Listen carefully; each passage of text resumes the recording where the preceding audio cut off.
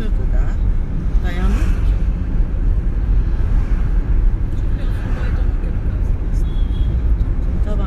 Tamam.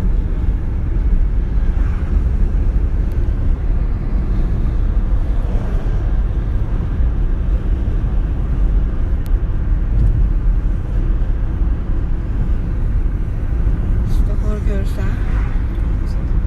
Sola yakın birisi. Keçecek qabağımıza. Azad sürəcək. Keçmək istədi, qorxdu.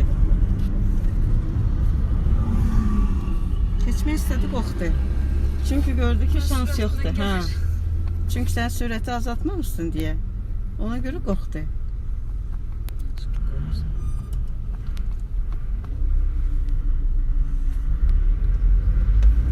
Getdik. Biraz sola yaxın. Hə. İçinde kestim işte. Geçin bunu.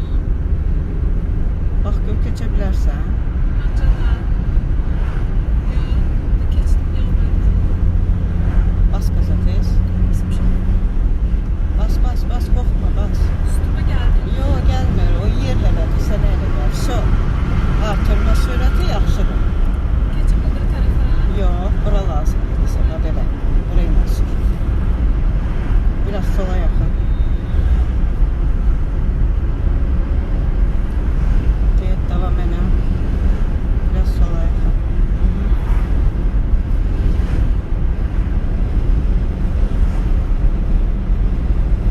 İndi Duzlu Gölü lap qəşəng görəcəksən. Azaldırıq biraz, stafora yaxınlaşırıq.